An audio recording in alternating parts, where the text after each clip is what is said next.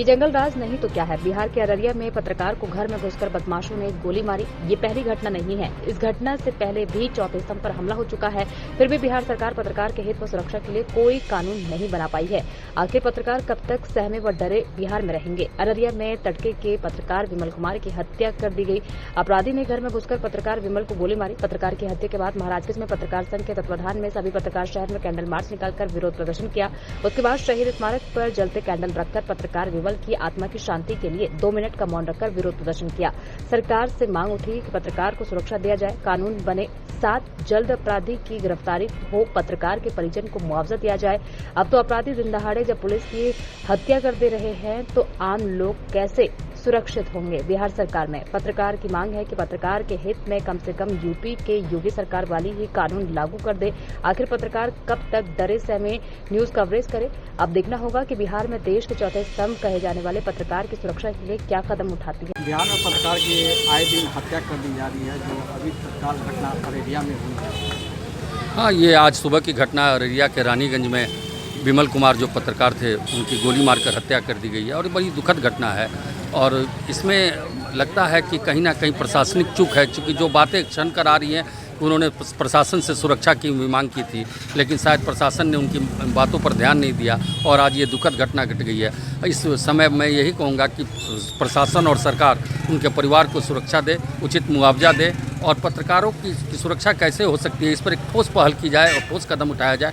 इस दुख की घड़ी में पूरा पत्रकार जगत, पूरे पत्रकारी साथी आज उनके परिवार के साथ खड़ा है और इस दुख की घड़ी में हम उनके प्रति गहरी संवेदना और अपना दुख प्रकट करते हैं। अररिया में पत्रकार की दिन दहाड़े हत्या कर दी है घर में घुसकर, और बिहार सरकार इस पर सख्ती से आगे बढ़ रही है। इसके पहले भी कई पत्रकारों पर जानलेवा हमला भी हो चुका है।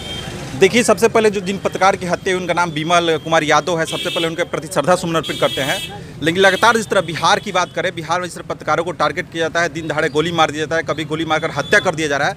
लेकिन सत्ता में जो सरकार बैठी है, मौन बैठी हुई है। जो कुर्सी पर उनके बस कुर्सी पर बैठने का लोभ है। अब बिहार में लगातार अपराधी की घटना बढ़ रहा है, उस पर अंकुश लगाना कोई सरकार के बस की बात नहीं है। हम आग्रह करेंगे, जो बिहार में राज्यपाल महोदय उनसे आग्रह करेंगे कि आप कुछ ठोस कदम उठाइए ताकि अपराधियों पर नकेल कसा जाए। और जिन पत्रकार की हत्या हुई है, अहले सुबह हत्या कर दिया गया है, उनके परिजन को उचित मुआवजा दिया जाए और उनके जो बाल बच्चे हैं उनके परवरिश के लिए एक अच्छी सरकारी नौकरी दिया जाए। बात किया जाए, जब पत्रकार जब कवरेज करने जाते हैं, कोई भी न्यूज़ कवरेज करने जाते हैं तो उनको धमकी दिया जाता है, उनको गोली मार दिया जाता है, उनको किसी प्रकार फंसा दिया जाता है, कभी जेल में डलवा दिया जाता है। तो पत्रकार, आजकल की युवा जो पत्रकार है, युवा साथी जो है, डरने वाले नहीं है। आप जेल में डलवा दीजिए तो, या हत्या करवा दीजिए तो भी अब लोग दबने वाले नहीं हैं। तमाम जो गरीब का आवाज़ उठाते रहे हैं और आगे भी उठाते रहेंगे। अररिया में पत्रकार की हत्या कर दी गई है।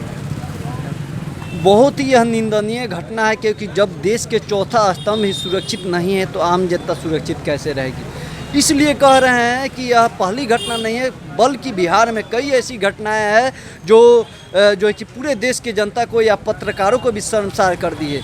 और जो गूंगी बहरी सरकार है, इस पर अभी तक जो है कि पहले भी कई घटनाएं हो गई, इस पर कुछ भी कोई ठोस कदम नहीं उठा रही है और पत्रकारों के लिए सुरक्षा भी मुहैया नहीं करवा पा रही है। तो आप सोचिए कि जब ये देश में पत्रकार ही सुरक्षित नहीं होगा तो आम जनता का आवाज़ कैसे यह उठाया जाएगा, तो यह आप समझ सकते हैं। तो जो परिवार है उसको मुआवजा मिलना चाहिए और उसको सुरक्षा भी दिलवानी चाहिए।